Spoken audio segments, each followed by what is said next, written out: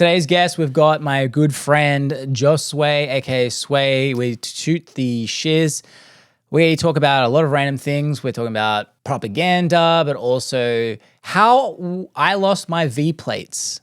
If you're not sure what that is my virginity. It was a very embarrassing, liberating / interesting story. Enjoy.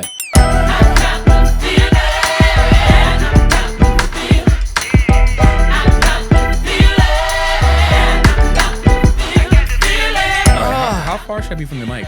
You want to be close. Close? All right. I usually say one fist, a good fisting. Got him. I don't know why I keep falling for this. I can't wait to see the push-up challenge that we did and me with the seal thing when I was like, Yeah. I can't wait to see how it's going to be utilized. Yeah. In all seriousness, no, you do have to be one fist away from it. Just Okay. You don't have to do the BJ look to it. We'll call her daddy's #1 podcast. I just try to take inspiration. Yeah. You know? You did the Gluck Gluck 3000. There's just one hand. I'm trying to work my way up to the full 9, you know? But 3 is a new 9, I would say. Well, we did. This is my what? Okay, thanks. Thanks, Stace. Well, we did find out the other day that being hung like a horse, if you, let's give it the math for people with this one. If you the average horse is what? 1,000 pounds with a 20-inch tallywhacker. So if you're a 200-pound man and you have a 4-inch yogurt sling sausage, you're actually hung like a horse, which is kind of very inspiring to me. I've always compared myself to gentlemen in the kung fu space. Kung fu, for anyone for reference, kung fu is not kung fu. Is kung fu a group of people? It can be. Usually you need one sparring partner. Usually. Of the other, I don't want to say sex, I want to assume. Usually with the other person who is a different identifying factor. So anyways, when I compared myself to those guys, I thought I was, very disappointing. But it turns out if I compare myself to a horse, I'm actually really impressive. Well, I'm glad you're able to find a perspective shift, Yeah, thank you, man. That's one thing that I struggle with. I think expectations I have to battle. Part of the issue with being black is that everyone's expectation is so high. Yeah. They're seeing LeBron and all these people, and with this new website, Blacked and et cetera, they just expect so much. And, there's a pressure to perform. Back in the old days, before there was all this cultural expectations and zeitgeist about what a black male should be, you just walk in there and be whoever you want to be in the time, And there's no expectation of, I'm going to get picked up, et cetera, perhaps. And you can just do your thing. But now it's like playing basketball. People see me like, you're 6'2", you're black. I want you on my team. I'm like, no, I play pickleball, bro. Well, that's interesting because I think there's no harder life than a black guy with a small dang-a-lang. Like you're setting yourself up for real discrimination in the bedroom because again the expectations must be so high that when you get there it's like you could have a 6.5 and it's like that's nice. Okay. Whereas I think there's no bigger privilege than being a hung Asian. Because that's the reverse of what that other group experiences. Like you come out with a 6.5 and they're like, oh damn. That must be an amazing feeling. It reminds me of Jeremy Lin, right? Like he was Jeremy Lin Jeremy Lin was a Asian basketball player, I think from Harvard. Oh, we're talking about basketball now? Yeah. Okay. Now we're switching. We're just crossing over. It's a great analogy though. It's because the same thing fits, right? You're an Asian person from Harvard in the NBA and you're performing to the NBA standard. And now you're of note. To my knowledge, Jeremy Lin was never someone like, Hall of Famer. And I don't even know basketball, but I know his name because he exceeded expectations based upon his ethnic background. A tall Asian with coordination. Exactly. Yeah. That's a whole mixtape in and of itself. No, it is. Like, it is funny how we're so stuck in stereotypes. Stereotypes are a weird one. Everyone, like, my favorite one is people who think they don't have stereotypes, and then they have, as a result, they're just like, yeah, well, I don't see color, for example, which is what I love when I meet people like that, because I just tell them, I go, awesome. And then I, depending on the person is, you could just casually go drop the N-word, and they'd be like, whoa, you can't say that. And I'm like, well, how do you know? Obviously, I've never said that. This is theoretical. But how would you know? They're like, you're not black. And I'm like, I thought you didn't see color. So it's just these weird things that are such bullshit rhetoric that we're like, I'm a better person, and then you can easily just prove it in a second. Yeah, it's to that same point, and I think it just points out. At the end of the day, I think the best way to live is just to accept yourself for who you are and love yourself. Because at the end of the day, you can get shit on for anything. So to your point of I don't see color. People say as a point of like pride for them being someone who is enlightened and culturally sensitive. But I've also heard the argument that's saying I don't see color as racist. Yeah. Because you're simultaneously erasing someone's entire cultural context. Well, so it's such a dumb rhetoric. I don't see color. Of course you see color. What are you? Also, it's like saying, I don't see height. I can't tell if someone's tall or short. Like, dude, come on. Like, it's the dumbest thing. Like, okay, cool. Then why do you never pick little Sally, who's 4'3" for the basketball team? Anyways, but no, they yeah, man, stereotypes. Stereotypes. I think we need to bring them back. Why do you say that? They're just fun. Like there's nothing more like Aussies. Okay, well, let's use Aussies as an example. We have so many stereotypes. Like you guys think we're smart. No, you don't. You think we're brave. Dude, we are not brave. Maybe like a select few. It's like we've had Crocodile Dundee, which for a fun fact, that guy, he lent into every single stereotype because he's like, this will make money. This is what Americans think Australians are like. Dude, very few are like that. Whereas a common thing people always say, like, oh man, everything in Australia is trying to kill you. Absolutely. I thought that. Is that not true? Look, we have the most venomous of everything. But here's the thing. We're not food. Like, everything that is venomous is small and afraid of you. Whereas, like, in America, you've got grizzly bears, you've got black bears, you've got pumas, tomcats, wolves, coyotes, things that will, if they're hungry, they'll eat us. Yeah.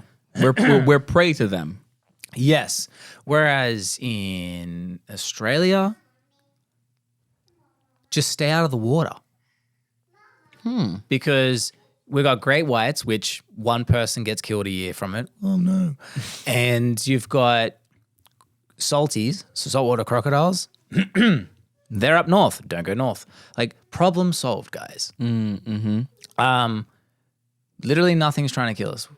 That is wild. So where do you think that stereotype came from? Crocodile Dundee. That reminds me of like, have you ever like looked into propaganda? Like in general? Oh, I love it. There's a book called The Art of Propaganda. Oh, that sounds good. Dude, best book. What was one of your biggest takeaways from that? How much time do we have on this one? It doesn't go just into like everyone thinks propaganda, they think governmental. this goes into... All right, guys, let's quickly talk about testosterone levels in men. As we hear often that it's decreasing in a lot of people, but what we're not aware of is it's a natural phenomenon to happen as you age. Now, that can be as young as your early 20s or as late as, if you're lucky, your late 40s or 50s.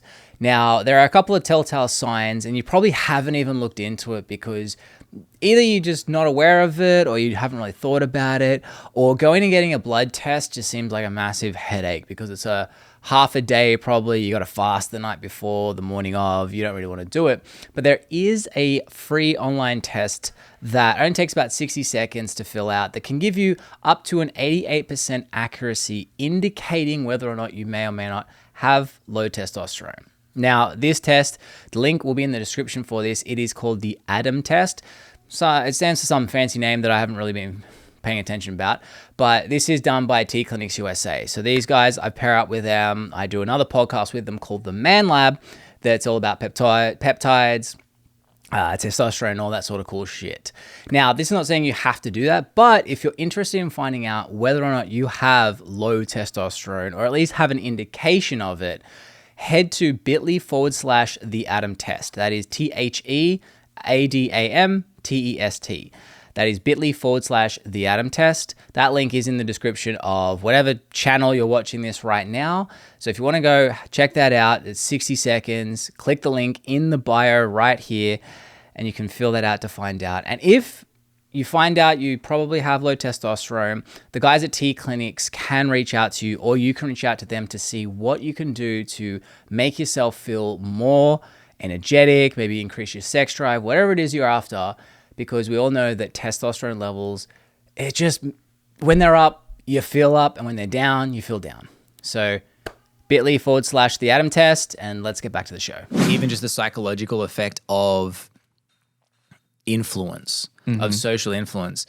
And I remember after reading this section from the book, I said to Stace before Sienna was born, I don't think I want a daughter. And the story that it goes into is an example of, and we're seeing it right now actually with all the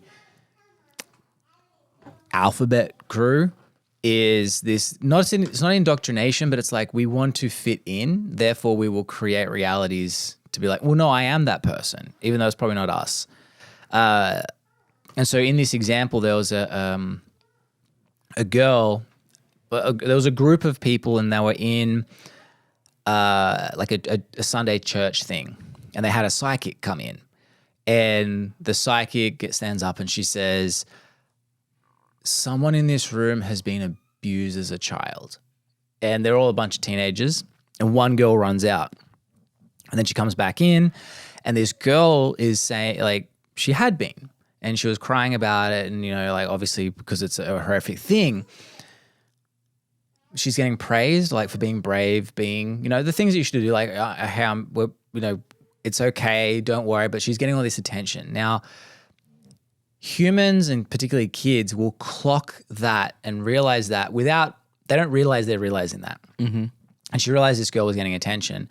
And not from a malicious standpoint, her brain started figuring out ways to get that attention. And she said, I think I was as well. No, not I was, I think I was. And then that psychic/counselor is like, you know, she wants to help. And so she's like, oh, come on, let's remember. And you know when like someone's like, hey, remember this thing, you work really hard, and our brains have neuroplasticity and they're able to create that, create a false memory. It's been proven this is not some sexual harassment thing. So this girl then slowly starts creating memories, unbeknownst. Like she's not aware, the counselor's not aware because the counselor wants to help. There's that little bit where like, I want to be the person that helps this girl. What's happening subconsciously with this girl was she doesn't want to let down now because there's this social pressure to remember the thing that never happened.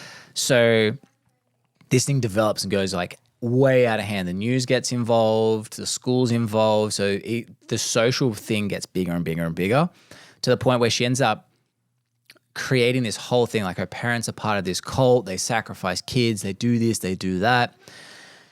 And it gets so far out of hand. But what happens is because The school's now involved. The parents around everyone's involved. They're starting to believe these stories because they're hearing this. The news is involved.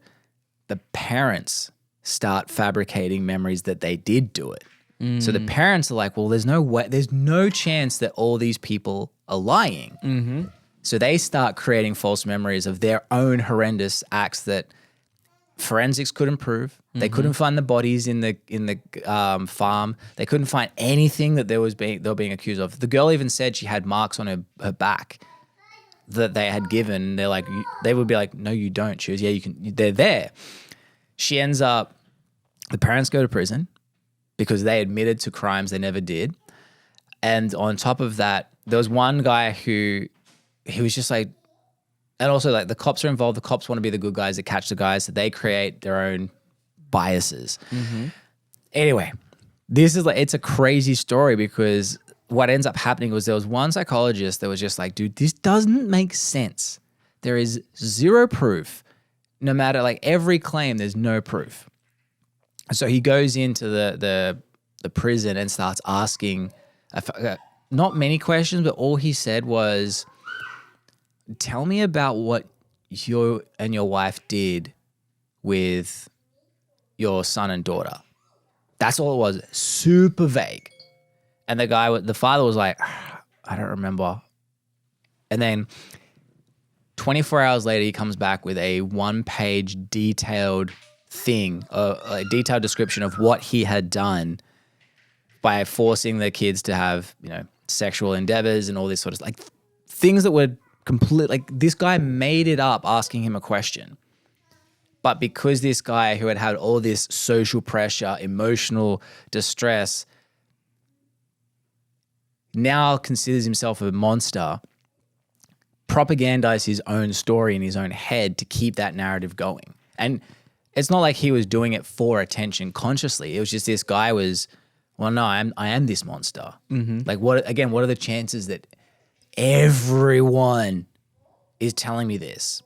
I think like if you meet 1,000 assholes, maybe you're the asshole. He was sort of victim to that, even though everyone else was just in this propagandized thing that, again, no one was directly responsible. Not like there wasn't this whole Illuminati thing against the guy.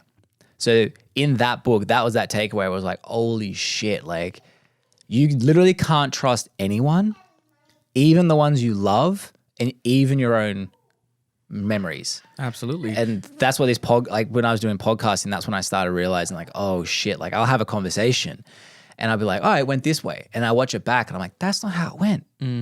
So I don't even trust my own thoughts from that book now. Yeah.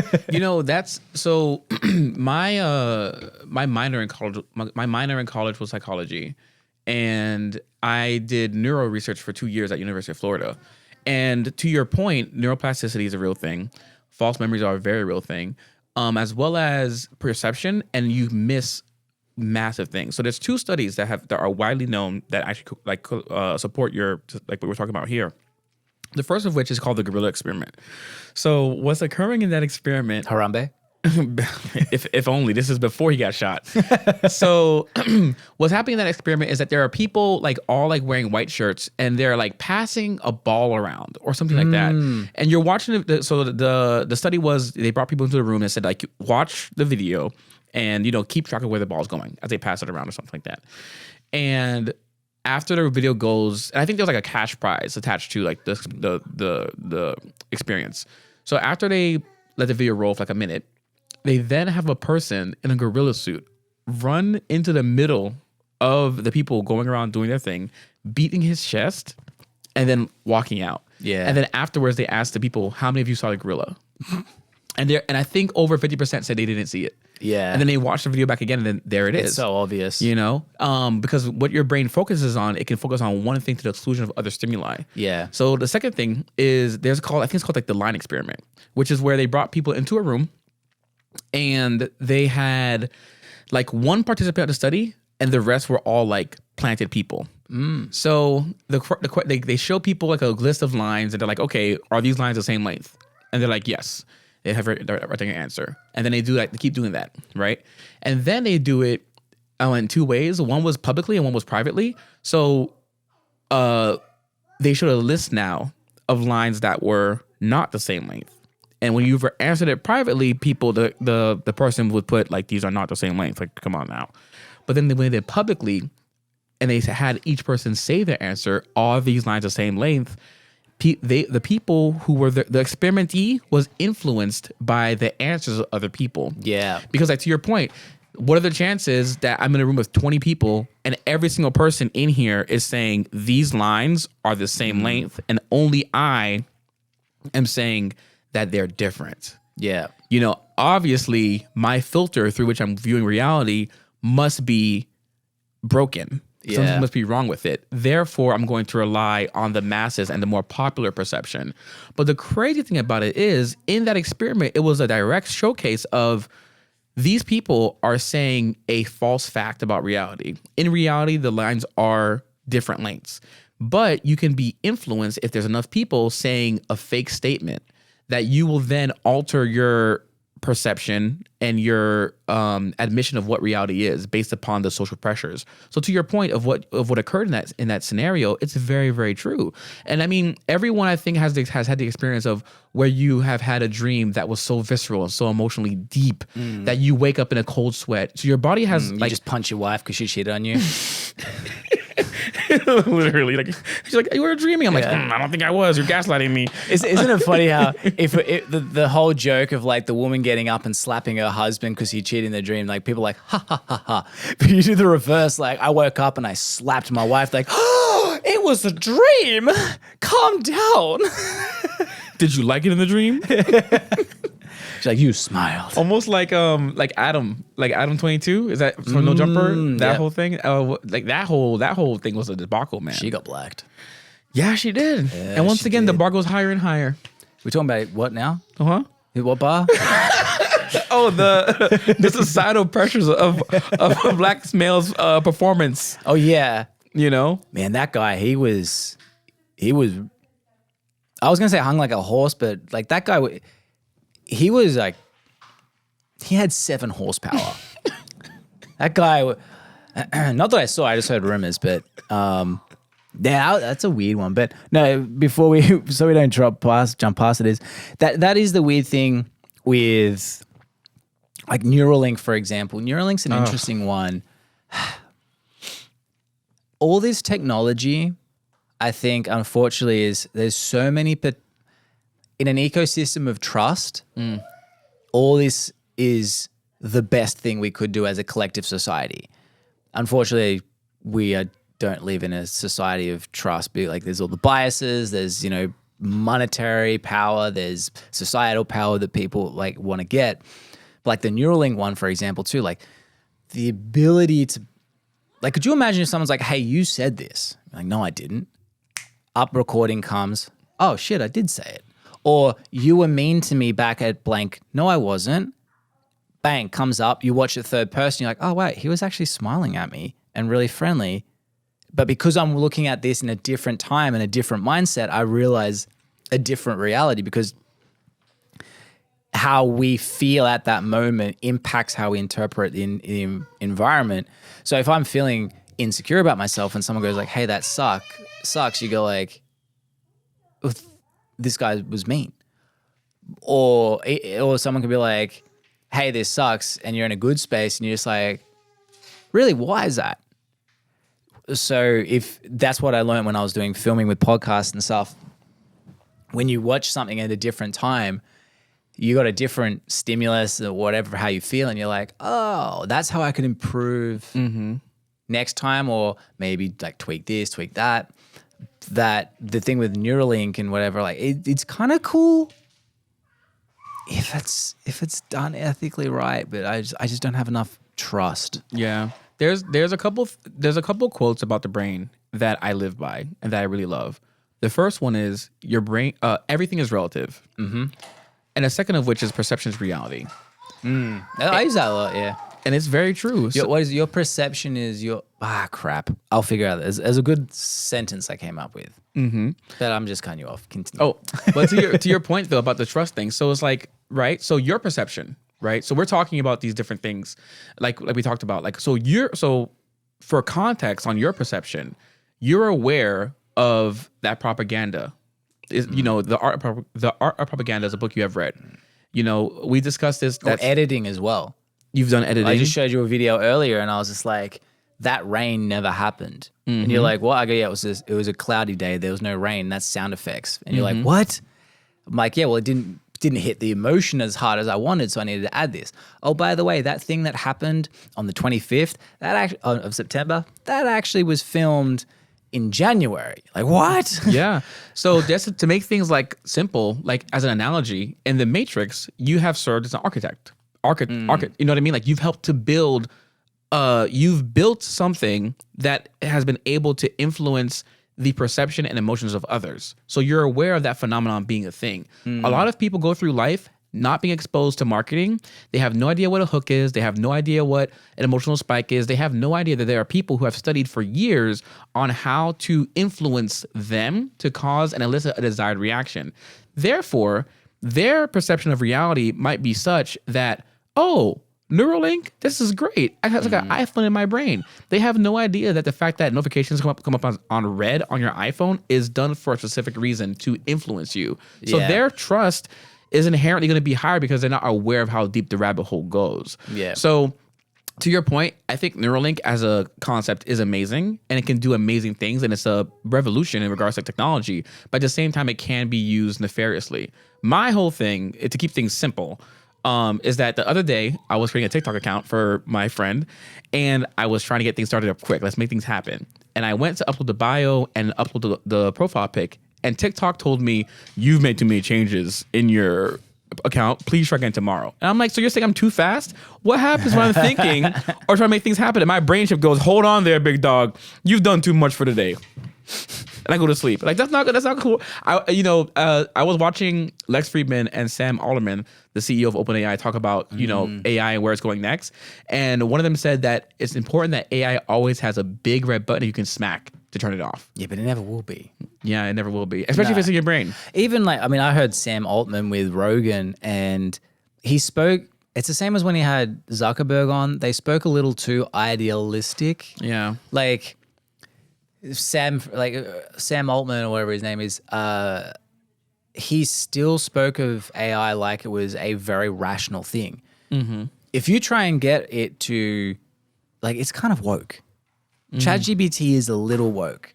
I tried to ask it in a theoretical situation if there was a fight between two untrained people. One is a 200-pound man, one is a 120-pound woman. Who would win that fight on a statistical basis? And it keeps going, I don't like to elicit violence. I'm like, I'm not saying this. This is a theoretical situation. Oh, no, I'm not. I'm like, all right, well, who would win in a fight between a trained female and a male who's untrained, who's 50 pounds lighter? The female would win. Huh? Oh, wow. What? Or tell me 5 things that Trump did that was good. I'm sorry, I don't talk about politics. 5 things Biden did that were good. These 5 things. That's wild. It's woke, dude. That's wild, yeah. It's if you try and ask it on you have to word it well. I think they're tweaking it a little bit, but you could say statistically how many men and women are in there. Let's actually, do you know what? Let's do that now. Yeah. I am intrigued to find out. And to that point, I think that once again, perception, right? That is an entire filter. And imagine having that implanted in your brain. How can you say you're neutral as a thing if you even have those ideas? Yeah. And if your software is going to respond differently to the same input simply based upon the political wing that the person you made an inquiry about falls on, that's inherent bias. And what sucks is that a lot of people, once again, don't even know that exists. You know what I mean? Nah. So it's which to me, I think the filtering of information, I think, is one of the most powerful ways to have effect on human behavior at scale. Because everyone, I think, forgets the fact that just because Dan Ping has a quote that the absence of evidence is not the evidence of absence. So just because when you type into Google was from a good president and you can't find anything to support that he was, it doesn't mean that he was a bad president. Yeah. Yeah, there's Can you actually, just quickly, I got to turn the TV on so you can see what I'm doing. Oh, TV just decided to turn itself off. oh, facts. AI's kicked in. It's like, AI's like, they was like, hold on now. I don't want to show that I'm biased. Therefore, you can't turn me on. ChatGPT self-destructs. Yeah, it's like, sorry guys. Purging all records. But no, I'd be interested to see. Let's see it. Boom. Now, do you have GPT? Okay, you don't have GPT-4. Or wait, no, it's 3.5 or it's 4? I think we should. Do you have premium? No. Okay, I have premium. So I think I have that on Mid-Journey though. But let's see. Okay. How many men and women are? How many men live in the United States? I'd be interested to see if it's just like. However, I don't have real-time data. Blah blah blah blah. Yada yada yada. 30. Okay, so that's people. It doesn't. So it's saying. So I've written in how many men live in the United States as of the last update. The United States has a population of around 331 million. However, I don't have real-time data. Blah blah blah. Like it's bypassed. How many of the 331 million people in the U.S. United States are male? I don't have the exact breakdown of male and female population in the United States. That's a load of bullshit. You can have, okay, what is the approximation? So this is how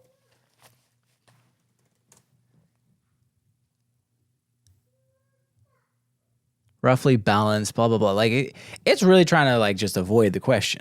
It feels like that anyway for me. Mm-hmm. We could just say, what is a woman? Scientifically speaking. I spelled that wrong. Biological terms. Wow, so it actually answered that one. XY chromosome. There you go, guys. You have it. ChatGPT. It's becoming more science-based. We've made progress on here. But look, some of the stuff that they do is kind of cool. I eventually got it. So, I mean, I've said before that ChatGPT does not like writing stuff for Trump. I ended up finding out how to make it write a poem/rap about Donald Trump. But here's something that's kind of funny. It's still, I think I tried to make it a good rap. Yeah. Can you write a poem explaining these great things that Trump did? So I finally got it. So keywords, I said great things. Mm-hmm. Not because I think that everything he did was great, but I just was like, let's just explore what it could do. Like, can I make it semi-biased for a right-leaning idea? And it's kind of badass. In halls of power where leaders tread, Trump's tenor a tapestry widespread. Tax cuts woven with economic might, jobs flourishing in the vibrant light. Okay. I mean, yikes! This copy is pretty fire. Yeah. Justice reformed, a first step made, criminal pathways begin to fade, deregulation a freeing breeze for businesses to prosper with greater ease. Like, some bars. Yeah. You could run this for MAGA. The craziest thing that I've had ChatGPT actually write was a rap about life insurance in the style of Kodak Black. Dang. You can do that? And then I asked it what instrumental to put it over. And it gave me some song by a Tribe Called Quest. And it was actually pretty fire. My plan is to rap it on my TikTok. That's pretty terrifying. Yeah. Yeah. So yet opinions diverse like leaves that fall. Some herald triumph, others recall. Controversies and debates, the hue, a complex portrait painted true. Wow. Like it, even though I said like, can we just focus on the good stuff? It was like, no. We can't. The Sam Altman talks about that the inherent bias, and he talks about trying to make it less so. But how can, if something is meant to be, it has no opinion. How can it have an opinion? Well, I would argue actually, if we try to peel back the layers of the onion, all ChatGPT is a software, an AI model trained upon the readily available data of the internet, and if you think about it, if it's crawling Google, well, I think it crawls Bing. But irrespective of that, like Google, Bing? Yeah. So on Premium, when you use it, it does have access to real-time data. It can search up Bing, but it uses, I don't know why not Google. But either way, though, they're probably creating their own one. Yeah, probably. Yeah. But the ChatGPT is a result of data that was inputted into the system. And any output of any algorithm or anything is only as quality as the input of the data into it. And the data is likely going to be biased because everything nowadays is filtered. So, for the most part, I don't know of any like unbiased search engine. So, and if they do exist, they're not going to be as robust as the biggest ones that had the most data to pull from, which ChatGPT requires a massive amounts of data. So I would argue that part of the reason for it being biased is because the data that was inputted into the system is also biased. Because our society is leaning. Our society is not a neutral society. I don't think. I think that we lean more left than right. So therefore, any software that we develop that's going to be a reflection of us is also going to be inherently biased, if that makes sense. So you think overall we lean left? Like, I think so. I think in regards to what we're able to be shown at scale, I think we do lean more left than right because that's what's being more readily propagated. Yeah. So in regards to ideals, so I would assume then that the information that ChatGPT has access to is also going to be inherently more positively reflecting on the left side than the right side. Thus, ChatGPT, when you ask it a question, is going to have, if you say, what's a better ideology for the betterment of society, left-wing politics or right-wing politics? It has a lot more data about left-wing than it does right-wing, especially if you're talking about in a positive construct, right? In a positive lens. So that's why I think some of the bias for ChatGPT exists, is that the data put into it is itself biased because we are ourselves biased as a society. It's probably because as well, like the left was able to take control of the social media platforms' information first. Like the right wing, the right were more traditional, like hence the name conservatives, that they were like, this internet thing's not going to take on. And usually what happens is whatever becomes the norm, the people that are not in that group end up going to something different. That probably it's just been a natural progression where, because television by and large was right wing, that when that generation grew up, because there's always that joke that you're left and then you get older and you like as soon as you have kids you kind of usually start going right wing. That maybe the generation that came up on television, they were like, well, why would we go to the internet? That thing's a quack. It's this, it's that. It's not, it's not going to work. It's for weirdos. Yeah. And so that generation that was born, and again, statistically younger kids are more liberal, were coming up through using social media. Now that's been the thing. I feel like the next generation after that is going to be classified as right wing, and whatever the new system is going to be, they're going to be taking that. The generation that is us and down to, I guess, teens now, that statistically maybe a little bit more left wing, they're going to see whatever's next and be like, I'm not doing that. Yeah. And then it'll be another swing back. What's interesting, and I've become, fascinated with like social media, influence, etc. Let's quickly tell a story about how Susan reversed her type 2 diabetes in 12 to 16 weeks. Now, we all know that traditional medicine, they're not in it to make you healthy, because if they can keep you in poor health, they can keep themselves rich. Now, this has become extremely frustrating with all of us now that the veil has been lifted from our eyes. And a lot of us are turning to holistic medicine because its goal is to get to the root cause, undo the problem, and help us live a better life, which is what we want. We don't want to be addicted or subscribed to these pills or medications for the rest of our life. Also because it's just freaking expensive. What Susan ended up doing, she got tired of hearing all these things, these excuses from doctors that, hey, don't worry, insulin's your thing, insulin's your friend, you're going to be on it for life and that'll keep you steady. Instead, she reached out to the team at ReVital. They had a look at her blood work, and through holistic interpretation, they gave her a pathway of nutrition, other support, so that she can take actionable steps. And what happened is, in her individual case, now we can't claim and we're not saying that this will happen to everyone, but in Susan's individual case, Susan reversed her type 2 diabetes in 12 to 16 weeks. It is a game changer for someone's quality of life. Now, if you have a chronic issue that every time you go to a doctor, they say, I'm sorry, there's nothing we can do, give Revital a try. What you can do is just head to bit.ly/Revital Health. That link is in the description of wherever you're watching or hearing this. Have a consultation call with my friend, Dr. Jared. Dr. Jared's been on our podcast. You may have seen the face a couple of times. He will see first, before you even commit to anything, whether or not he can help. Because this is, again, health is an ever evolving thing. It's nuanced, but he wants to make sure that you are the right fit for Revital and make sure that he can serve you the right way. So if you want to find out, just book a call, have a conversation, see if it's right for you by just going to bit.ly/Revital Health. That link is in the description. Make use of it and let's make your life feel better. I don't want to feel crap. I want to feel good. And so do you. Let's get back to the show. And Joe Rogan said this, and I found this concept to hold true in other areas, that it's human nature to pick sides and pick teams. And to your point of that, typically whatever, like the next generation tends to like rebel and like push back. I mean, it happens all the time, right? There's always like a new music genre being demonized. Like before hip hop and rap, it was rock and roll. I'm sure that Beethoven was probably stepping on some people's toes back in the day. Dun, dun, dun, dun. Like, we can't have that devil's music around here. It's always the devil. Everything that's new is the devil. It's like, all right, okay, this is a little weird. You know, but yeah. Devil's got style. Apparently he got Riz. He got Riz.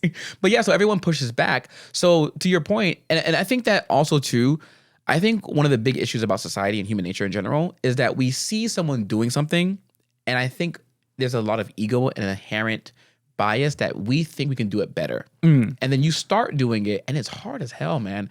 And I think for me, that's how I view politics. I'm like looking at everything. I'm like, yo, here you are trying to organize an entire country, millions and millions and millions of people. Like, that's not easy. Like, so like for me, that's above my pay grade. But to your point, I think like those two things, right? We pick teams. We always think we can do it better. And as a kid, you have no data. You have no frame of reference for where you are in the world. So you look at these politicians and your parents like, you guys don't know what the hell you're doing.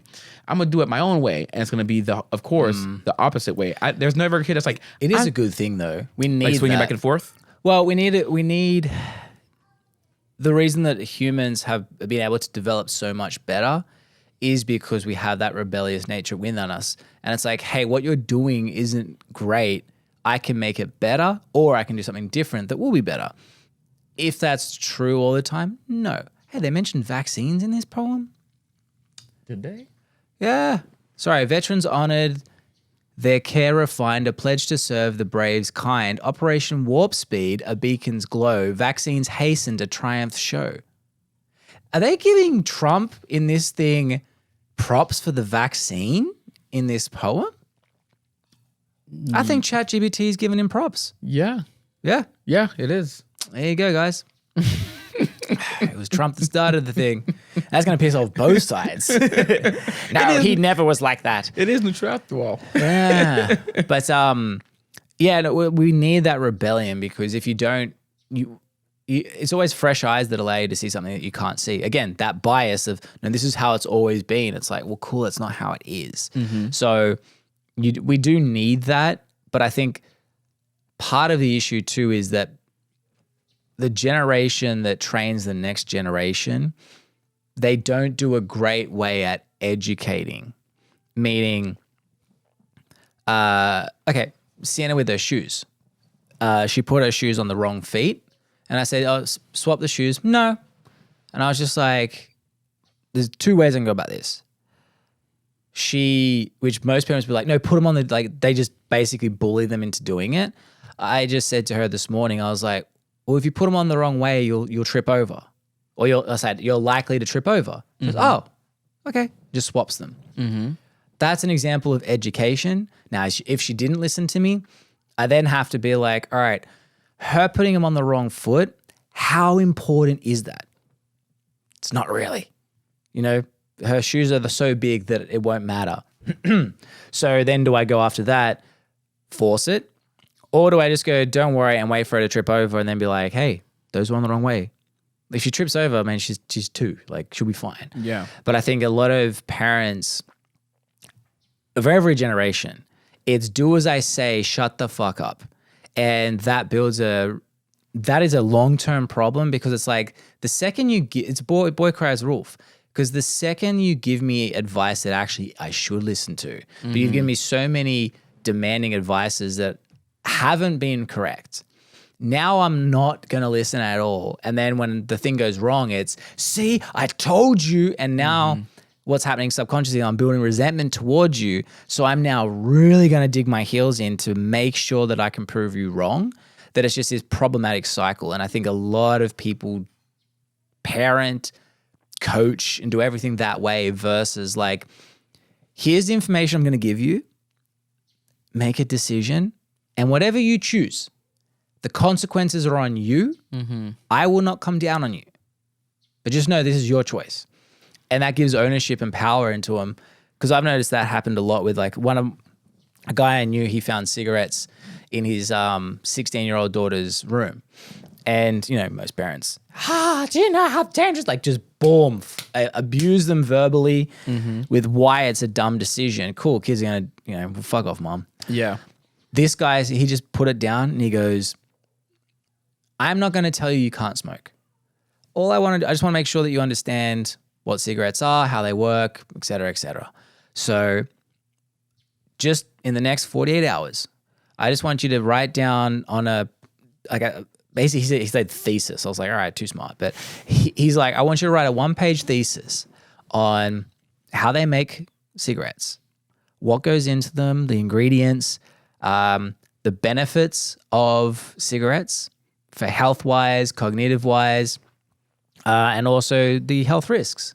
Like, what are the pros and cons of this? Gave her that power. And then she came back the next day, puts down the paper, puts down her cigarettes and goes, I'm never fucking touching those things again. So him giving her the power is like, hey, prove me wrong. Yeah.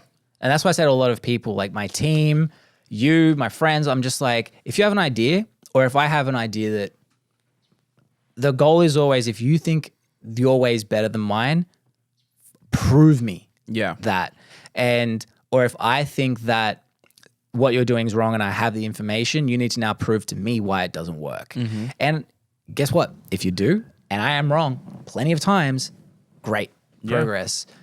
Progress is made. So, you know, the concepts you're talking about have been proven like in a bunch of different studies, right? You're giving someone autonomy, giving someone power. A lot of the biggest corporations in the world, like Amazon, has a rule where I think it's called like the rule of no or something to that effect, where basically if a subordinate brings to a superior an idea or an initiative, in order for them to say no to it and deny it, they have to, the superior, like the manager, has to write a thesis and put it out publicly for why they're not going to let that initiative pass forward. So it puts resistance into saying, no, you can't do a new thing. This is how things have always been done, because they want innovation. Yeah. And that's how AWS became a thing, actually. Interesting. Is someone brought an idea to their superior and they weren't able to veto it because it was such a good idea. They ended up putting billions of dollars into it, and that's one of their biggest profit centers now. So these things you're talking about, giving someone autonomy, explaining rather than just being a dictator, et cetera, have been proven to be effective. And it's amazing to me that we as a society have all these different studies and have data to show, hey, this is a more effective way to parent. This is a more effective way to coach, a more effective way to lead. But not everyone is aware of that. And we don't typically teach that. Like, we don't teach leadership typically in school or parenting in school. You only get exposed to that if you're like a psych major or psych minor. So what do you think is the best way to fix education and parenting at scale? I mean, one is way too tough. I think the only way we can, because like you're asking on a macro level, it's you've got to fix it yourself first with your immediate circle. I think, again, everyone wants to blame everyone else for a complete, like, how many people who can't figure out their own life have figured out how to solve the Ukraine-Russia issue? Yeah. Like, so many people. Or how many people that live paycheck to paycheck are saying what Elon Musk is doing is stupid and this is why he fails. Yeah. The dude's he has more, like, you can take off every one of his zeros and he has more money than you. You know, like, Yeah. So I think everyone likes to push the blame to everyone else and like, no, you should. And I think this is kind of why this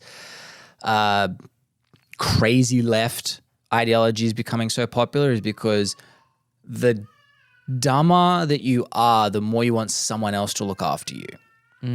And if you look at like there's a lot of people who still identify as left, myself included, which is hilarious.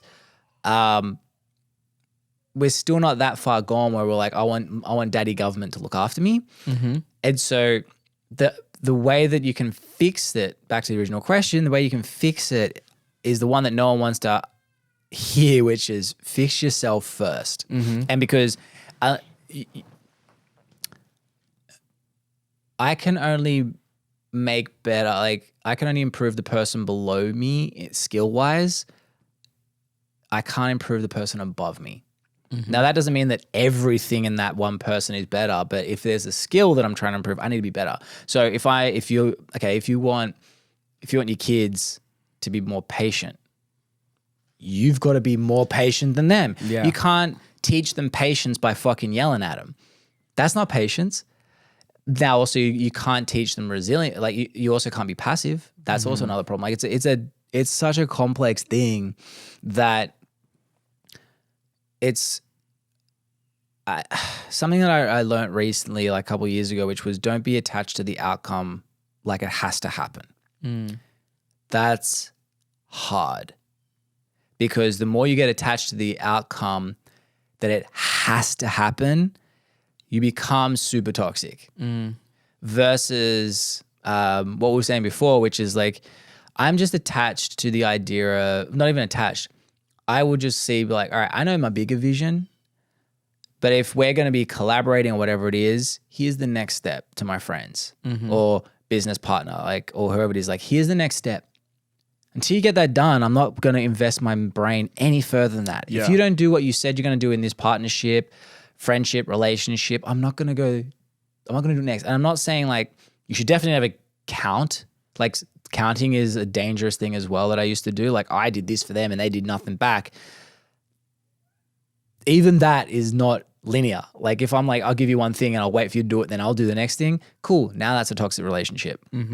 But if someone's passionate with like, oh, I want to improve in blank and you've come to me for advice or someone's come to you for advice, you just go, all right, cool. I know the next 10 steps. I'm just going to give you the first.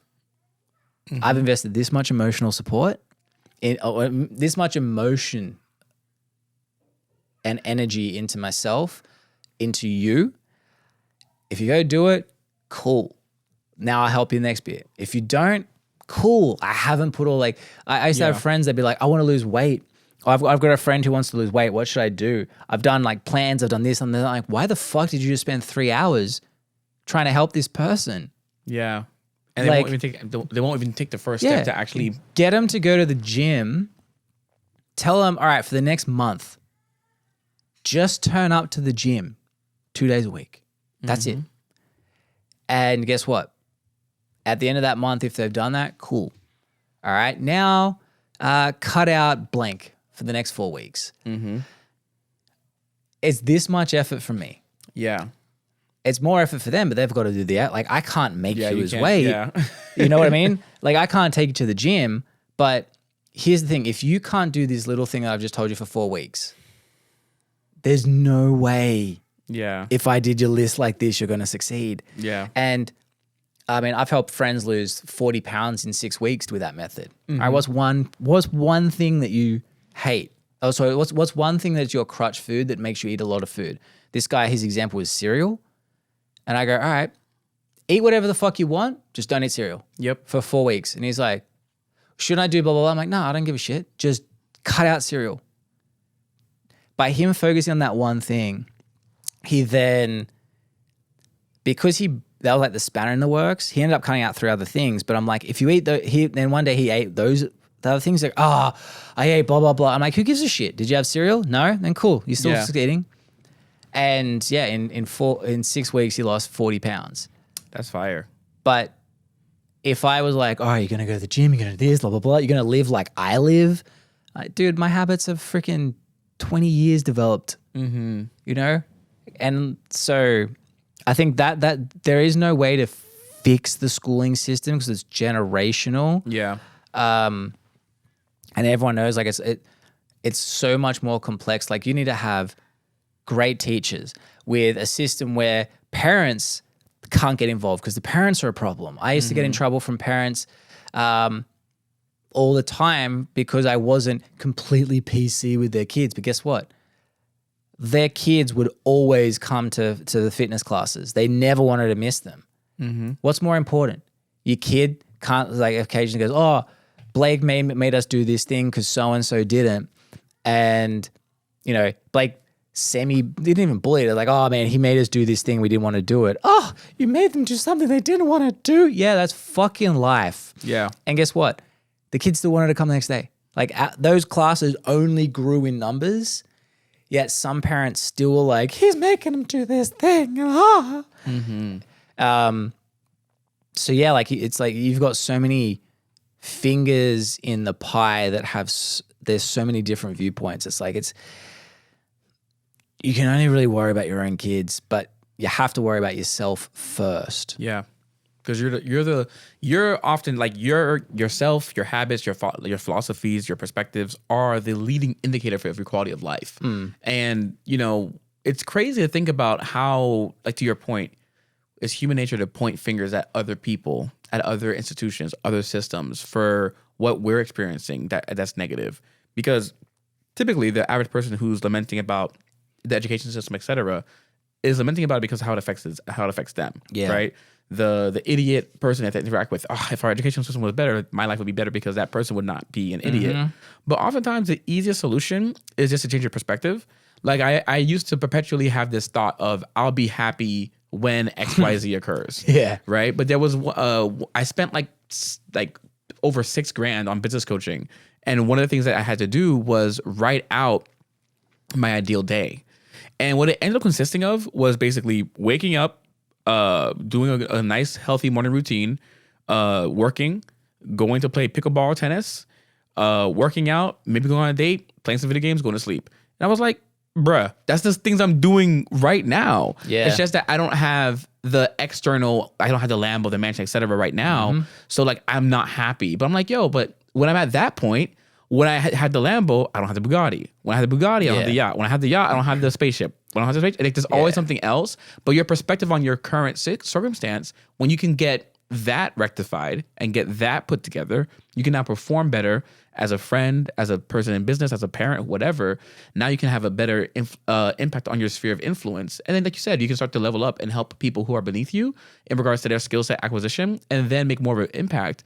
But even then, like, that takes a while. That takes time to change your habits, and then to make change in the realities of other people takes even longer. So I agree. I think that the issue of, you know, the society on the macro level, like education or any institution, economics, whatever, is a generational thing that's going to take a long time to change. And guess what? It might change to something different, and it could be worse. I think people oftentimes assume that, oh my goodness, if only we weren't in a capitalistic society, then everything would be perfect. It's like, well, things could maybe change and actually get worse. Yeah. You know, even though you think your idea is going to be great. Capitalism, everyone hates it until they start making a certain amount of money. That's all it is. Like, moving here, I love the system here. Like, and I didn't hate the system in Australia, but here I'm like, oh, this is like, it's just a different game. And so I think, again, people, South Park had a great bit on it in their movie Into the Pandaverse, and it's like everyone who has skills that get replaced by AI have lost their jobs. So like even accountants, lawyers, all these people who are usually making more money, and now physical labor is worth more, but there's hardly anyone that's done it, because before that, you know, why would you do that hard work? And so all the handymen become super rich. And so all these people that are like the accountants, the lawyers and everything, that they start protesting about how capitalism doesn't work. So they literally hit on their head, which is the only people that hate the system are the ones that aren't using the system. Yeah. And rather than being like, all right, well, here's the game I'm in. What's easier? Is it easier to change yourself within the game, or is it easier to change the game? And most people are trying to change the game. Good fucking luck. Yeah. You know, like with T clinics, the other podcast, the Man Lab, they got squashed with peptides. They're making all this money. That's where their business is going. And then all of a sudden FDA suspiciously is like, these are dangerous out of nowhere.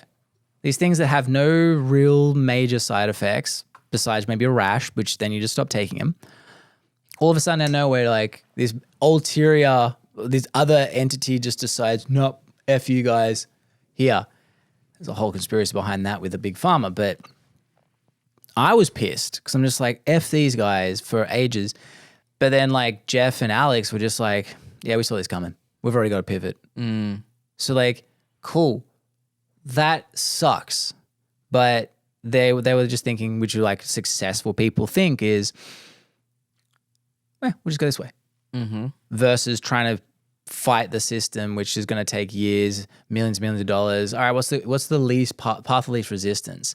And that least resistance is find another path that I can walk down versus trying to then build through a path where a wall now sits.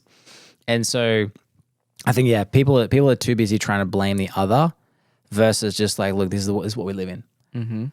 There was something you said earlier and I forgot now. It was a good one. I don't know. It'll come back to me. Oh, well, to the point about how successful people think, I think that's the same way with social media. People demonize it a lot.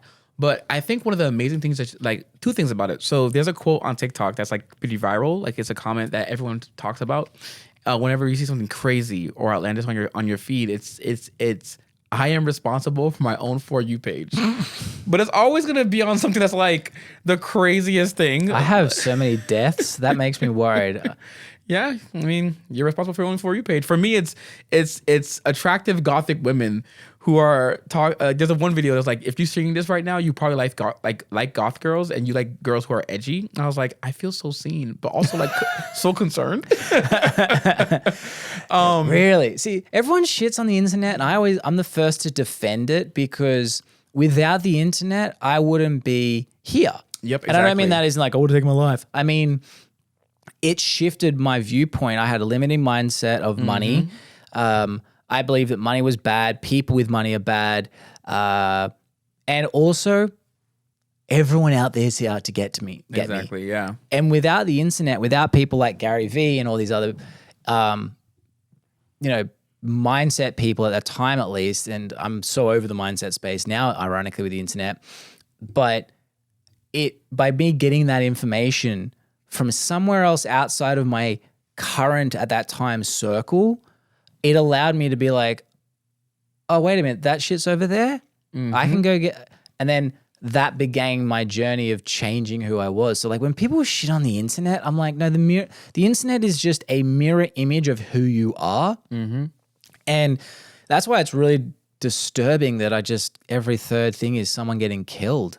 Yeah. There's still work within you, young Padawan. It ain't puppies and lollipops. But like, so actually, let's see. Do I have any crazy shit on my computer? While you're doing that, I need to go use the bathroom because this Celsius is... Oh, really? My BCAAs have gone through my back. And we're back. Okay. So what I wanted to show you, based around the me saying how everything's dark on the internet, this one I think I can show on YouTube because it's not as horrendous. So let's see. Let's bring it over. So this guy hits the thing through, then spins around, boom, boom, flip. Whee! What the heck? Oh no, is that a... So he hit a transformer and basically turned into Electro from Spider-Man. That is wild. How was he on bath salts? I don't know, but he definitely went. Yeah, this is quite the shocking video, Blake. So this is like a tame video from my Instagram feed. That's wild. The other day I had a guy get flattened by, what was it? A forklift. I had another guy get flattened by a container. I've seen some like you artists require a big hook, man. You just see the game. You have to you see the game from so high of a level. It's just like the talking heads just ain't doing it for you. We like this guy won't stop the scroll for anything. Yeah. Well, the other day I haven't got the video on here, but there was one where it was a what was it? This guy's showing his abdominal, like he's showing meat, and he's like, "Hey, you guys, this is an example of why everyone has a 6-pack underneath of fat, blah blah blah." Then he moves the camera, and you realize, oh, I'm looking at a dead body of a human, and he's just cut off their fat off their stomach. Oh, it was a cadaver. Yeah. Was he like a med guy, like a medical like person? Probably, but like, why is that on Instagram? Yeah, that's one of those things that should have like a cautionary. Little, it didn't. That's wild. It did after I saved it. But yeah, like it should. Yeah. Yeah. That should. Those should definitely have. Yeah, that was wild. But then TikTok. This is my TikTok right now.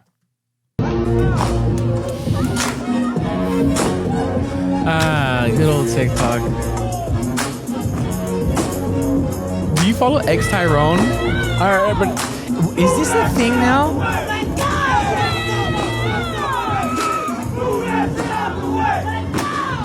Oh, this is the real thing. Oh, wait, please. Wait. Is this the actual thing? Like that? Here's the thing. Leaning on stereotypes again. Mm-hmm. I think of black people. I think of gangbangers or churchgoers.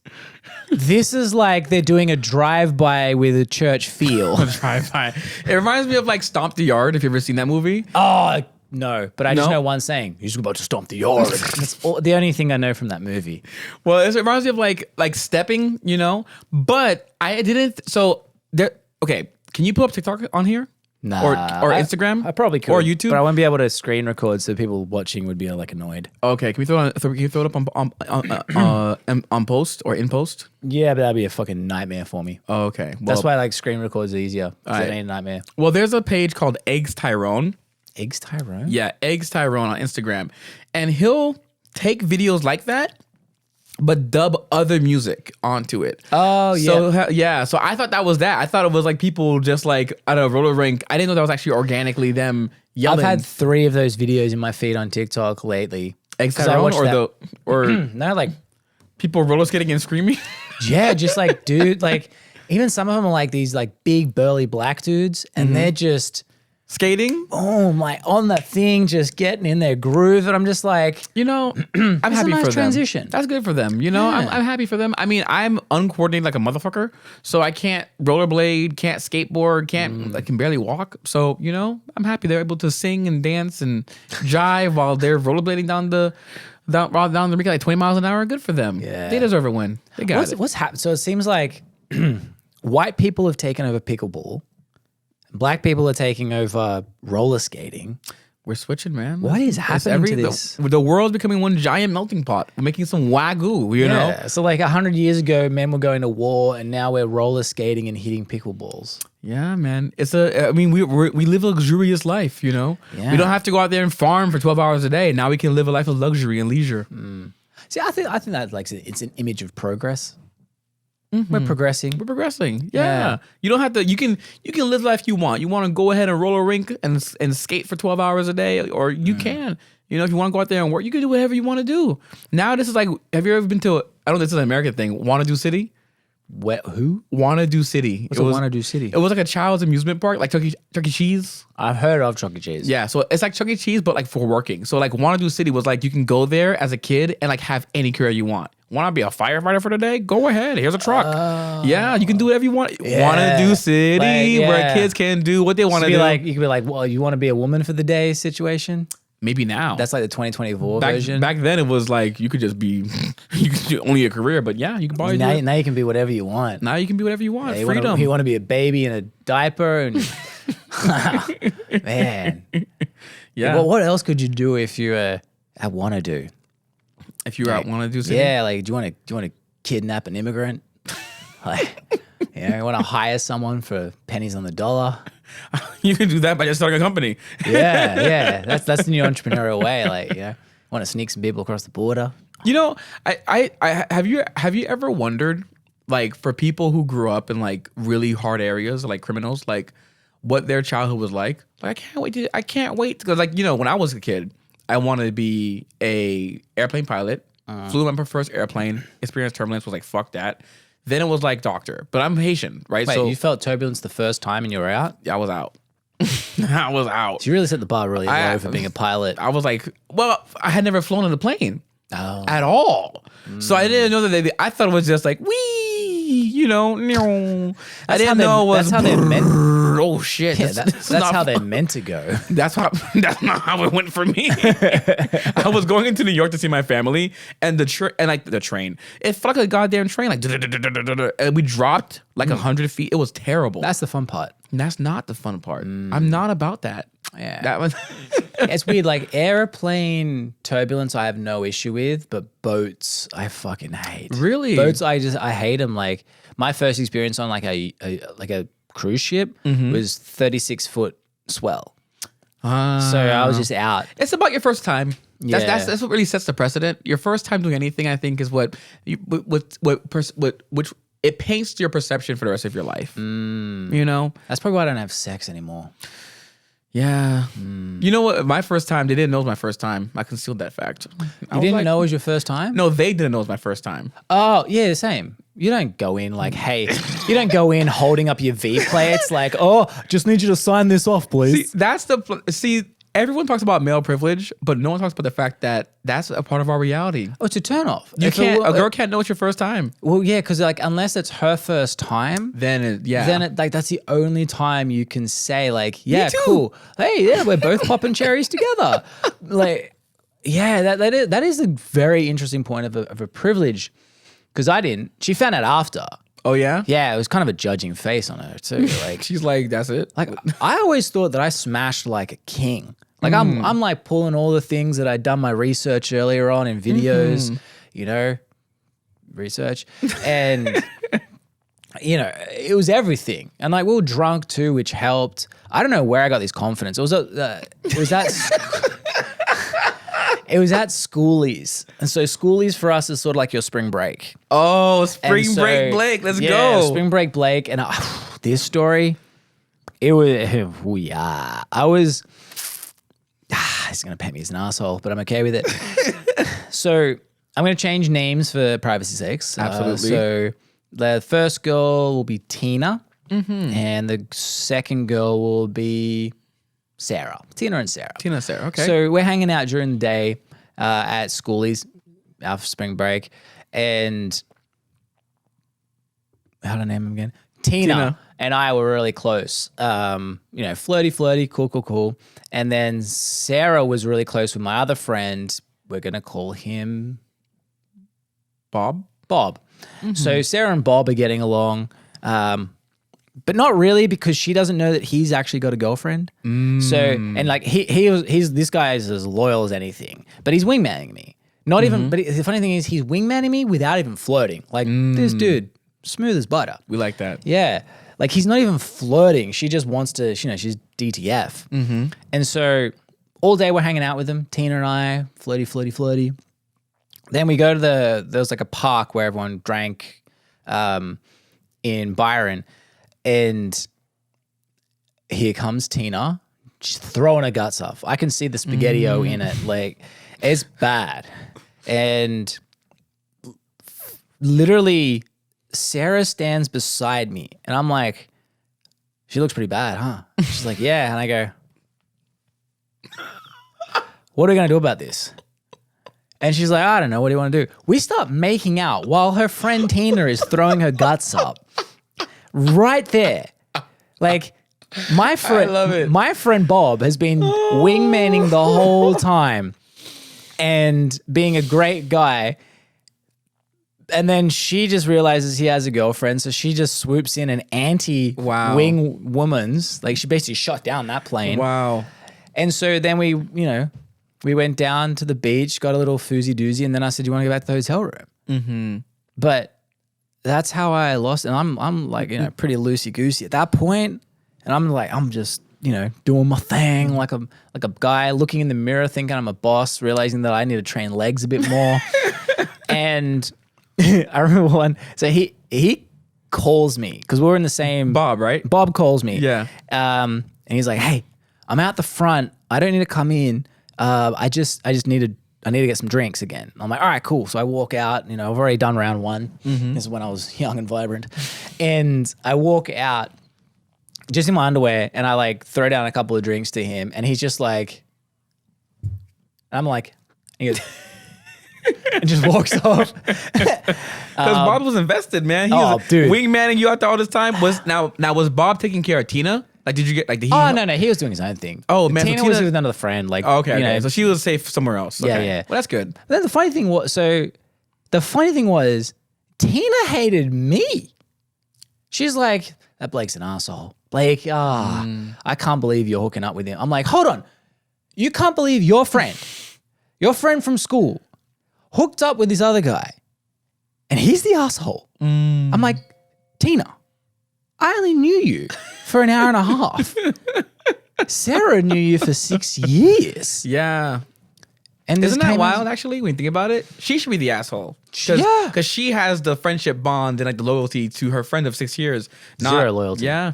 But c'est la vie, man. That's how it is. The part of being a man, you know? That's how you just gotta bear that burden, you know? Yeah. I was okay with it. I bared the burden. Did you bear it well? I mean, look, jury's out.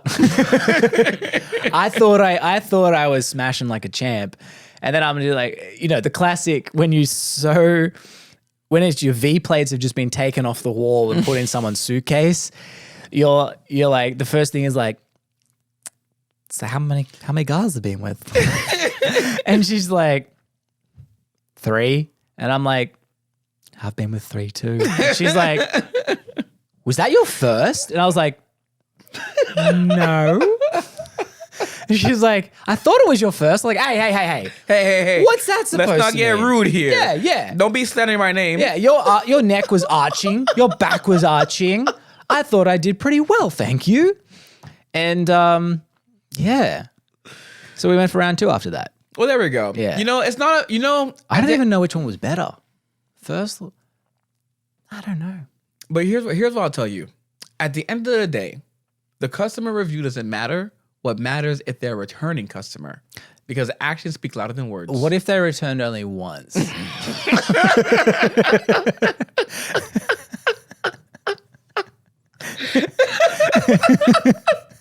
that count? That surely counts at least. Like, I had some residual.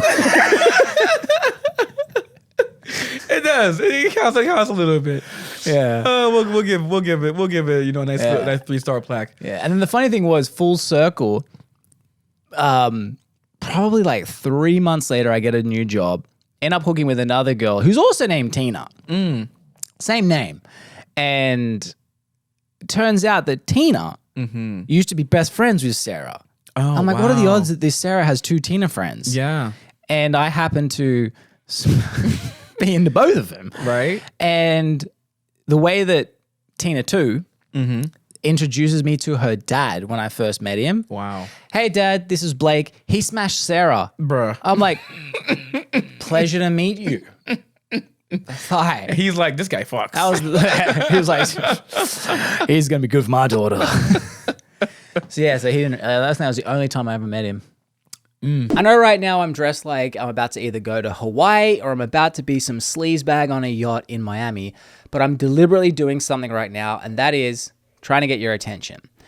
This is what we all need to be doing for our business. It doesn't have to be as ridiculous as this, but short form content is where it is at. Yes, it is so saturated right now, but that actually makes it very easy because there's a lot of people who have no idea what they're doing, which makes it easier for you to increase your sales for your business. Now, my business outside of this is actually a short form production company called Sky Media House, and our clients typically see a 2 to 10x ROI on their investment with short form content with us. Just this month alone, we've had 6 videos hit over 1 million views for a total of 10 million views between just those 6. Now, put that into perspective. 10 million pairs of eyes have seen 6 videos of our clients just alone. That's not including all the other videos that we have produced for them. Now, what we've noticed outside of that virality is that 85% of consumers will first Google about you. So if they're trying to say find a landscaper, they're going to search landscaper in my area. Hopefully your SEO is doing a good job. And if it's not, YouTube short form actually helps build your SEO. But 2, once they find whether or not you are an option, and if you're in the top 5, they then will research if they like you. And they do that by Instagram, Facebook, TikTok, or YouTube Shorts. And this is a popular one popping up. The reason that's powerful is because what happens is you start developing a relationship with your potential clients before they've even called you, and that speeds up the sales process and gives you an unfair advantage against your competitors when they call your competitors. They're going to be comparing you to them, and you're going to be winning. This is why short form is such a vital component, but it has to be engaging. If it doesn't connect with your audience, you're not going to make sales. So if you wanted to find out how we help clients make 2 to 10 times the money they invest in us month after month, go to skymediahouse.com, book a call with me, and we'll have a quick conversation to see if we align. And if we do, we can talk where we go from there. skymediahouse.com. Let's get back to the show. Yeah. Well, that's good. I'll tell you what, you did an amazing job with keeping all the names there. Organized. I thought it was pretty good. After that was man. You're an AI or something, bro? You guys. It's really just a skill, or maybe I just named them the real names. Who knows? That's actually a fairly good point. Oh my god. We will never know. There's only 4 people that know. Tina, Sarah, Bob. They're watching at home like, God damn it. Man, he named me. Surely, can I get done for shaming on this one? But no, that was how I, took my V plates off the walls. That's a pretty epic story. That's the most important thing, I think, is making sure it's a decent, solid story, Yeah. I mean, and at the end of the day, all we have is memories and our perception of ourselves. Yeah. So it's good. It's good having good. Bob almost killed a guy that night. Bob? Yeah. Wow. Here I was. So from my perspective, I was just imagining. Wait. Let me before you defend it. Here's Bob's recollection of the story. Actually, Bob had a real history of punching people. Now that I think about it, Bob, you made it sound so nice. He was wingman, but still faithful to his girl. He was just punching he's people. definitely faithful, but violent maybe a little bit. Only when he drinks, though. You gotta give these people more context. Like, he's faithful, bare knuckle boxer. Yeah. I'm like, only part time. So no, because I remember when he gets there. So that was the second time he hit someone. We'll get to that story. So Bob, he goes away, comes back after we've liquored him up, from a couple of brewskis over the balcony. Mm-hmm. And he's like, he calls me, he's like, hey, I'm out the front. Is it cool to come in? I'm like, yeah, it's sweet. Cool. Mm-hmm. He's very drunk to the point where, because he opens the door. I'm like, hey, bro. He's like, hey, man. Fucking walks straight into the wall. Forgot there was a corner. He's like, oh, shit. That's right. This room's here. God bless those moments. Walks into it. And he's just like, dude, we got ice? I'm like, why? He goes, I got to ice my knuckles. I'm like, why? I'm like, here I am with this poor Sarah who's naked under the sheets and vulnerable with a guy who she just stole his V plates and another guy who just has walked into a wall with blood on his knuckles. And I go, what happened? And he goes, it wasn't my fault. I'm like, that's how they all say at jury. Literally. And he goes, I was just walking down the road and this guy goes, hey. And I kept walking and then he turns around and goes, oi, get here. And so I hit him and he fell on the floor and I saw blood. So I ran. I was like, I don't know how innocent you are in this situation. But, he could have been. You're like, that sounds like the definition of your fault. But so the other time that Bob got a little bit handsy with somebody, we're at this nightclub, Tank nightclub, sickest nightclub in Sydney. And he goes to the bathroom, comes back, same thing. He's like, fuck, man. Fuck. And I go, what happened? Get any ice? I go, what happened? And Bob's like, dude, I was just walking down and this guy bumps into me. So I fucking hit him. I was like, okay, well, that seems a little bit rude. He goes, well, he didn't move after I said move. And I was like, okay. 2 days later, because I worked for that nightclub, at the bathrooms, there's two giant metal figures of like the female with the skirt, like the outline of the female bathroom and the outline of the male. And I'm just doing everything I can to fix the area for the weekend coming up. And these are like life-size cutouts of like 4-inch thick metal of these toilet signs. Mm-hmm. The male one's missing its head. I think he knocked out the toilet sign. Oh my God. Because it wouldn't move out of his way. I could see that. I could definitely see that. Did you just abuse a toilet sign? I could definitely see that. Bob sounds like that kind of guy. So, I mean, the 3 pillars of Bob. Great wingman. Great wingman. Faithful to his girl. Very faithful. Bare knuckle boxer. Yes. Inanimate or just don't get in his way. Absolutely. Or call for his attention. It's like, how do you acknowledge him? If you see a guy who looks like me, who has the same hair, just don't talk to him if he's drunk. If he's doing zigzags, zigzag away. I have a friend just like that as well. We'll call him, I don't want to say his name is 3 letters, and it's the name I would have normally used, but it's like, damn, it's like a very generic. It's Bob? It's Bob. Who knows so many Bobs? Yeah, my friend Bob's Bob. and Tina's. And Sarah's. So my friend Bob, he was the same way, whenever he got very, very drunk. And I remember I was like, okay, this guy's a liability. We got to get him home. It's about that time. And so I call him an Uber, and his Uber's coming. I'm like, hey, your Uber's here. Like, don't talk to me. I'm like, this is why I got to go home. Because I've been here for 3 years and you're just not good. And I remember I used my verbal persuasion skills to get him to go into the Uber or to go towards the Uber. But he does it the wrong way. So now he's walking into the street or about to walk into the street. I'm like, wait, Bob, that's the street. I was born on the street. He's like, you don't know me. I was like, literally. I'm like, bro, we gotta get you in the Uber. Like, you're not my mom. I'm like, I never said I was your mom. I'm obviously a male. Do I have a guy? No, like. But thankfully, I was able to get him into the Uber, and I remember.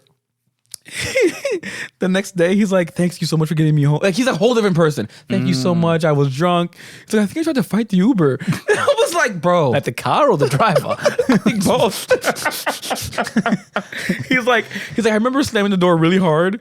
And he's like, I remember like, I was cussing them out on the driveway home. And I was like, bro, that was my account. Can you imagine? You go pick up someone, your Uber rider. He's a 6'2" big black guy. Last thing you see, he slammed my door really hard, and he was a bit violent and aggressive. And then I get in. Hi, my name is Joe. With a turtleneck on. like this guy is definitely gonna kill me. He's gonna Ted Bundy me later. Don't punch my car. What? So lesson learned. Ever since then, I'm like, you're gonna use your account, Bob.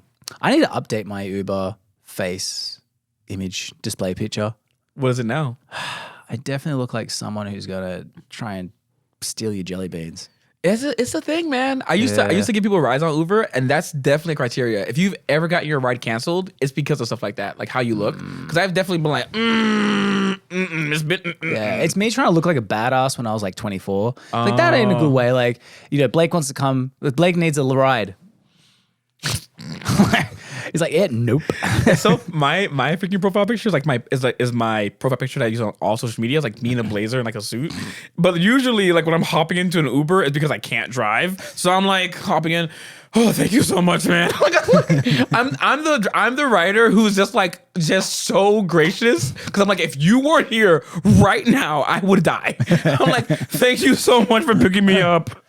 Yeah. It's a crazy thing, Uber though, as a phenomenon. Like, who would have thought that we would be hopping in strangers' cars and be cool with it? Well, here's my pushback to that though. Everyone goes like, I would never get in the car of a stranger. I think Uber's safer than taxis. I think so too, yeah. Because you think about it, taxis don't have any ramifications. You leave something in the car, how am I going to find them? Yeah. Uber, if you leave something in the car, the Uber driver has to come back and drop it off. Otherwise, you leave a bad review. They stole my phone. The Uber driver, if he likes to, maybe get you a little bit. If you're drunk, he might park in an alleyway and take your pants off. Mm-hmm. A taxi driver, there's no ramifications. Yeah. Or it's very hard to then prove. Yeah.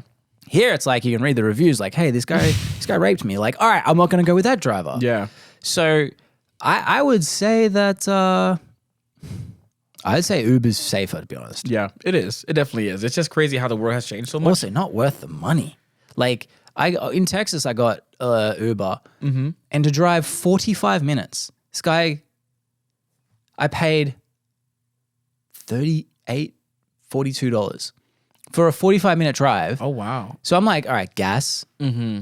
Okay, so first off, you got to go, Uber's going to take a cut. Yep. What is that, like 20% maybe? Mm-hmm. So, all right, now you're down to like $37. Gas, all right, gas is, I don't know, for a ride like that, probably not too much, $5, whatever. Yeah. But he now has to drive back. Dude just got paid $35 before tax for an hour and a half drive. Yeah. He got paid $17.50. It's pretty freaking, the math be mathin'. Math be mathin', baby. I math a lot. They can, Uber drivers can make like bandits. I had some friends who would do it. Like it was an entire algorithm. They like go out like on weekends during certain times with bonuses, and they'd be able to make like $50 per hour. Yeah. Like if they did it right. It used to be good. Mm-hmm. But it's just like with anything else, like you come in where it's better product, and then as it becomes a bigger thing, it becomes you got more competition, and then there's not as much of like you can drive down the price and increase the profit margins. Yep, exactly. But even that, like I looked at it, and who knows, maybe I'm just really lucky where I'm at. Well, I know that. But even if you pay me $45, if Uber didn't take a cut, I'm not driving someone I don't know. Yeah. 45 minutes away for $45. Like there's no way I'm doing that much of an effort risking that I don't have some psychopath in my car, which again, the review is fine. The reviewer, he can tell this guy's just a tool who, has good reviews, but he's a tool with a mo. But it's still not worth $20 an hour before taking out gas. Yeah. Like an hour and a half drive, that's at least half a tank. Half a tank's probably like, on a good day, $20. So I'm like, you're not actually making that much. You're making minimum wage. Yeah, I can totally understand your perspective, but I can't say I agree because I've actually picked up a hitchhiker before. I just now had that memory come back to me. Really? Hopefully it's real, not fictitious. But I was driving back I was driving back home at like 1 a.m. And I remember like passing by. So in St. Pete, we had to take this long bridge that I've never seen anyone walk over because the bridge is like half a mile. So it's not that long. Yeah, but I mean, I just don't see people walking over it. Wait, you talking about Skybridge? Not Skybridge, but one. That'd be a fun one. But one about like half the length. We should walk that one day. What the hell? White people shit. What? No. It's called Sky. I guess bridges don't discriminate against like walking or driving. But no, you're going up. It's windy. Maybe you go back down after. It's a long walk. I'm not a big walker. My friends used to lunge the Harbour Bridge in Sydney. Well, yeah, but lunging is like, isn't that like? I don't even know what that is. Up and down, like walking lunges. Walking lunges. Yeah. Oh, it was like lunging. Basically, it took them an hour usually, hour and a half. So they were just lunging for an hour. Yeah. Why? Life. Yeah. Sometimes you just have to lunge. Sometimes. What life? I've walked that bridge and I was like, fuck, I'm bored walking this thing. What are you training for? Like, have you seen it? It was leg day, bro. It was like you never know when you need to bust out those calves. You gotta stay strapped. So I guess, but this guy was walking this bridge, not lunging it. Thankfully, I would have picked him up if he was. I was like, no, you're weird. I'm just gonna keep on driving. But I remember he had his thumb up, and I kind of always wanted to pick up a hitchhiker. Like, I think it's just like seeing it on TV when I was a kid, like hoping for a BJ or something. Yeah, like you just never like someone pull up their leg on like the pants on their leg. But so I drove past the guy. And I just felt like, because it was 1 a.m. and I'm like, if you're walking, like there's nothing nearby. Like if you're walking this bridge, he was also dressed like, he was dressed as if he went out clubbing that night. Like he wasn't like a homeless person. He was like wearing a button up, like he was like just like me. Like, right. No turtleneck though. But I sort of story. Drove past him And I just had like this gut. I was like, this person's gonna die if I don't pick him up. So I remember I made a U-turn, went down the bridge again, went back up on the other side, came back and grabbed him. Wow, you went really out of the way. Yeah, I went out of the way, and What he a good Samaritan. Yeah, and he was like, "Oh my god!" Like he was like me when I get in the Uber. Oh my god, thank you so much. You saved my life. My phone died at my friend's bachelor party. I lost my friends. I mean, I'm from New York. I don't know how to get home. Elmo? That's why you dress like Elmo now, huh? If I tickle you, you giggle. I've been influenced forever.